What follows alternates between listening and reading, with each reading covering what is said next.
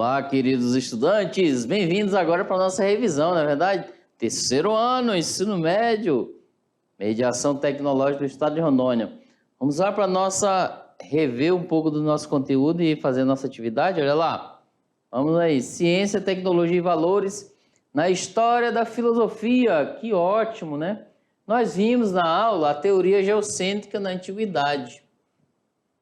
Por exemplo, o geocentrismo está ligado ao quê? Ao modelo que concebe a Terra como imóvel, no centro do universo.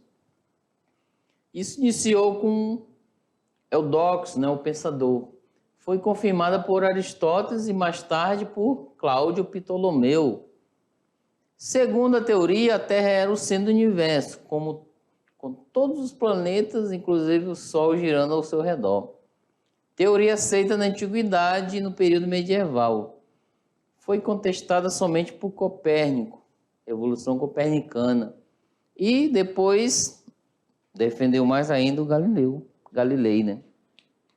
Vimos também sobre a alquimia na Idade Média.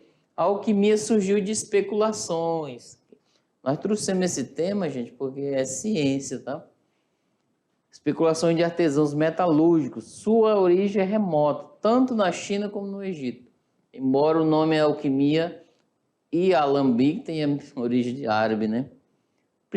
A principal meta da alquimia é transformar de substâncias por processos químicos e a transmutação dos metais.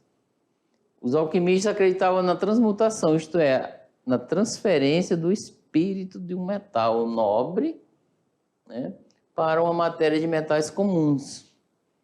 Para a igreja, essas práticas tinham um caráter ético e foram proibidas pelo Papa João XXIII. A revolução científica na modernidade. Nós vimos nesse ponto a substituição da teoria geocêntrica pela heliocêntrica. Copérnico primeiro a propor um modelo heliocêntrico com detalhes matemáticos bem desenvolvidos. Galileu realizou observações astronômicas e iam ao encontro da teoria heliocêntrica. Então, ou seja, ele elaborou essa ideia, né, na teoria, e o Galileu pegou e testou. Surgimento da física moderna, seguindo princípios quantitativos, ao contrário da física aristotélica, que seguia princípios qualitativos. Agora, pessoal, olha aí, temos atividade, né? Vamos lá fazer essa atividade, ó. Um tempinho para vocês aí trazer para nós a resolução, tá? Vamos ver se a resposta de vocês vai bater com a nossa aqui. Então, vamos lá.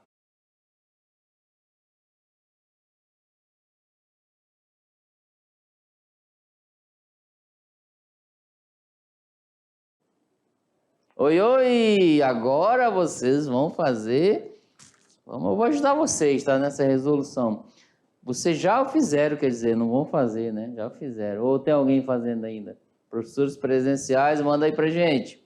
Se vocês já fizeram, vamos verificar se a resposta de vocês está de acordo com a nossa, não é verdade? Então vamos lá, primeira questão, olha aí. Tirando dúvidas. Questão 1. A observação do movimento dos astros é muito antiga. Ó, bem... Povos como os babilônicos já manifestavam esse interesse cerca de 2.000 ou 3.000 anos antes de Cristo. Mais ou menos, tá? 2 ou 3.000.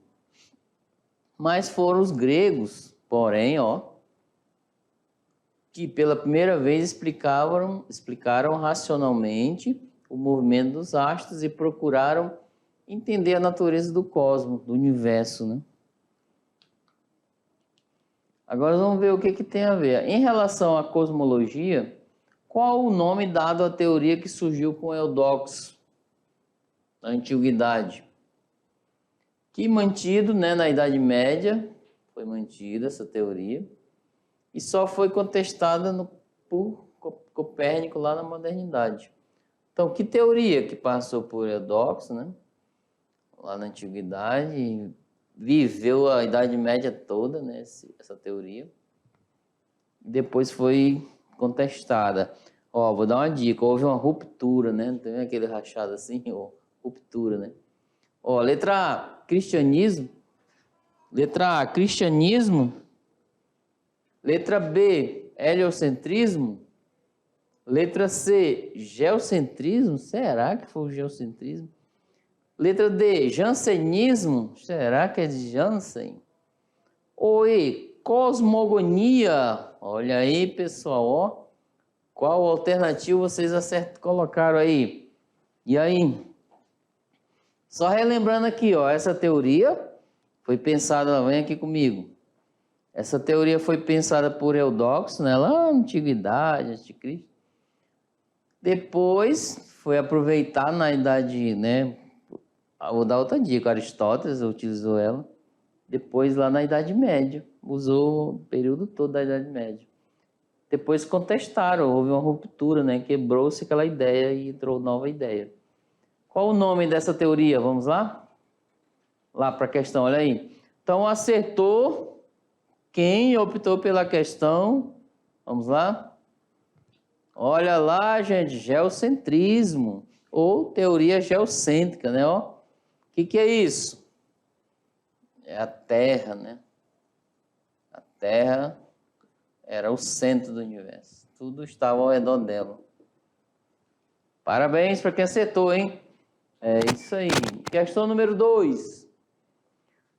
Um aspecto mais específico da ruptura do pensamento medieval presente no humanismo foi a chamada Revolução Científica. Ó, ela se caracteriza por uma profunda mudança de visão do mundo, principalmente no que se refere à cosmologia, propiciada por estudo científico de Nicolau Copérnico, né? Galileu Galilei, Tycho Brahe, Johannes Kepler e outros.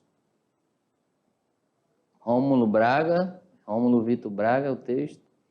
Olha só, aspecto mais específico da ruptura do pensamento medieval presente no humanismo foi a chamada Revolução Científica. Qual é a pergunta em si? A Revolução Científica, iniciada por Copérnico, se deu pela A, adesão ao pensamento teocêntrico medieval. B, substituição da teoria geocêntrica pela heliocêntrica. Ou C, criação da máquina a vapor. Ou D, desenvolvimento de teorias filosóficas que questionavam as verdades mitológicas. Ou E, descoberta de novos textos bíblicos que não estavam presentes nas escrituras sagradas. Qual é a alternativa, gente? Vocês viram lá, houve uma mudança, não é verdade? Vem aqui comigo. Houve uma mudança de pensamento científico, ou uma mudança nessa perspectiva. Aí veio outra ideia, olha só, uma teoria ela só é aceita enquanto durar.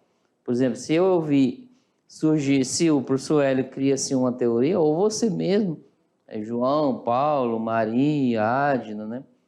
Vocês criaram uma teoria, ela vai perdurar, se ela for aceita, ela vai perdurar até que não surja outra teoria. Se surgir outra teoria e for aceita, aí a de vocês fica em segundo plano, ok?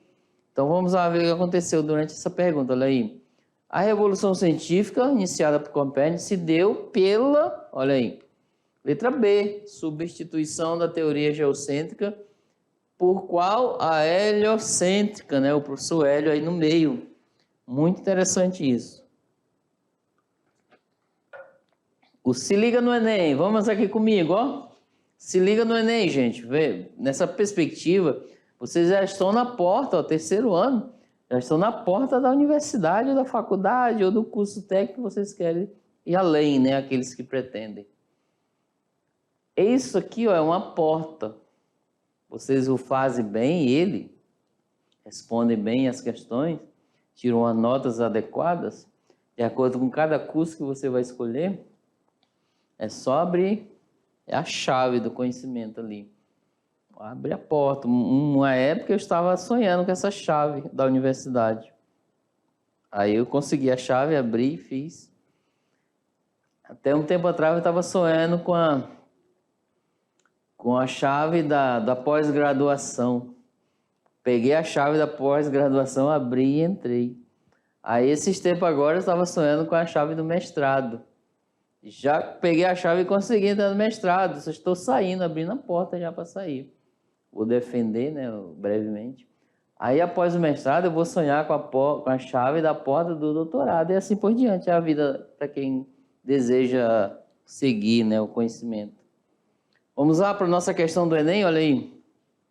A chave da porta da universidade, hein? São questões que já caíram no Enem e questões paralelas, né, parecidas com o Enem. A filosofia, esse aqui é de 2014. A filosofia encontra-se escrita neste grande livro que continuamente se abre perante nossos olhos, isto é, o livro do universo, né? Que não se pode compreender antes de entender a língua e conhecer os caracteres com os quais são escritos, né? Ele está escrito em línguas matemática, olha aí, os professores de matemática, né? Os caracteres são triângulos, circunferências e outras figuras geométricas, sem cujos meios é impossível entender humanamente as palavras. Sem eles, vagamos perdidos dentro de um obscuro labirinto. Gente, o texto aqui vai dizer que, para mim entender o Sol, né, o universo em si, aqui é você, ó. Você tem que ter alguns meios para entender o universo, que é a matemática, né, geometria, o que mais? Circunferências, triângulos, olha só, cara. Então, sem eles você não vai conseguir compreender, mas o texto fala isso aí, tá? No contexto da Revolução Científica do século XVII, ou seja, copernicana, né, assumir a posição de Galileu significa o quê? Defender no contexto da Revolução Científica, lá copernicana, assumir a posição de Galileu significa defender a continuidade do vínculo entre ciência e fé, dominante, né, na Idade Média. Será que é isso? Defendendo a ideia, né, do Galileu Galilei. Necessidade de um estudo linguístico ser acompanhado do exame matemático. Será? Importância da independência da investigação científica pretendida pela Igreja. Ou D.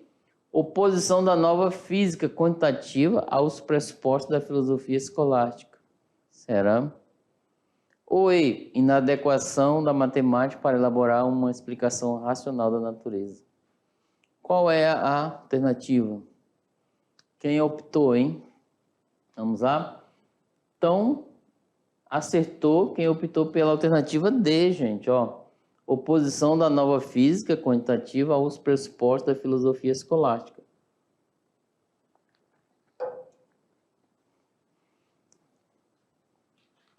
Agora a questão de cunho dissertativo, tá? Na Idade Média, a alquimia representava um perigo para os dogmas da igreja. Que perigo era esse? Olha aqui, queridos. Ó, nessa questão vocês vão escrever.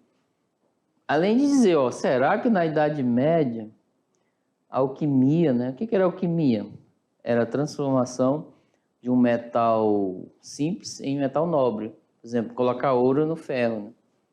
Aí, no caso do ser humano, colocar um elixir para ficar jovem, né? Mudança. Era um perigo para os dogmas da igreja? O que vocês acham? Tá lá, né? Nessa aulinha nós vimos. E agora? Responderam? Estão mandando aí, né? Olha, vamos lá. Quem estava atento à aula respondeu. Vamos lá ver a nossa resposta, olha aí.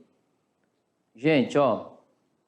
Os alquimistas acreditavam na transferência do espírito de um metal, eles chamavam assim, tá? Nobre, ó, para uma matéria de metais comuns. Surgiu dessa crença a busca pela pedra filosofal, que por sua vez foi recusada, né?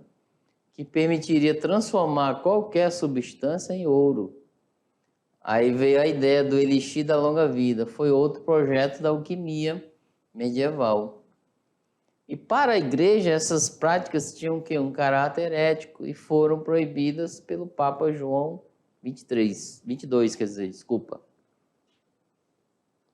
Em 1317, Com isso, gente, a Inquisição perseguia os infratores, né, com rigor e muitas vezes condenavam a fogueira sob a acusação de bruxaria. Mais ou menos essa perspectiva. Só que é assim, ó, não sai daí que a gente tem um material para você preencher. Falei para vocês não ficarem só aqui nessa perspectiva, ou seja, ir além. Então vamos lá. Material complementar, olha aí. Vamos lá ver. Ó, no material complementar nós temos um artigo de Alexandre, né, Coiré, e a Revolução Científica do século XVII. Formulação de um novo conceito para a ciência experimental. Acessem este link e vamos lá, ir além nessa aula. Agora vem aqui comigo, eu quero trazer para vocês, ó, nós vamos falar um pouquinho, só um minutinho, vamos falar sobre a nossa esta classe, tá? Vou falar bem assim, depois a gente vai fazer um vídeo explicando. O trabalho extra classe para o terceiro ano, eu mandei um questionário, né, de 8 perguntas. Vocês vão elaborar de cunho, né, porque nós temos temas, inclusive falando sobre política. Não é para você se envolver no quanto da política, mas você entender um pouco daí em volta das pessoas, o que elas pensam. A pergunta tem, o que é política? O que você entende por política? Aí vai dizer, você entende por o que é política? Ele vai dizer sim ou não. Aí ele vai dizer, o que é política para ele? Vai dizer, né? Aí vai perguntar a outra, o que é democracia? Você conhece o que é democracia? Ele vai dizer sim ou não. Aí ele vai dizer, a democracia é isso, isso, isso. Aí a outra é, você conhece o que é cidadania? Aí ele vai dizer sim ou não. Aí você vai responder, cidadania é isso, isso, isso. Algumas perguntas, são 8, tá? E eu criei um formulário, mandei o link também no Extra Classe para vocês preencherem online. Vocês vão preencher, não precisa colocar o nome da pessoa. Você vai conversar antes com ela, ver se ela aceita, né? Não é questão de puxar para algum lado político, não é isso, ideologia, tá? É no sentido de entender um pouco sobre o que é a nossa política em si no mundo, né? Como surgiu, essas coisas. A perspectiva do trabalho é essa. Você saber um pouco o que é cidadania, né? O que é política, etc. Aí tem uma folha, vocês vão imprimir e pedir autorização da pessoa. Pode pesquisar 5 pessoas no máximo, cada. Pode formar grupos, né? Vocês formam um grupo de até 5 pessoas ou 4. Ou faz individualmente. Entreviste essas pessoas, é uma enquete, tá? Vocês vão entrevistar as pessoas em sua volta, na família, na escola, lá na comunidade, etc. Aí vocês vão postar o trabalho de vocês. E lá eu vou dar autorização para vocês verem o resultado, né? Olha, na nossa comunidade, tantas pessoas sabem o que é cidadania. Tantas pessoas sabem e não sabem o que é democracia. É só mais nessas perspectivas, tá? Nada de puxar para algum lado político, ideologia, não, ok? Longe disso. Mas para a gente saber, né? Estudo. Cidadania, educação, o nome do tema é educação para a cidadania, né? Nesse âmbito, do terceiro ano. Aí vocês vão viver nessa perspectiva, tá? Então, bom trabalho, bom essa classe. Obrigado por ter ficado aqui até agora. Um grande abraço. Tchau, tchau.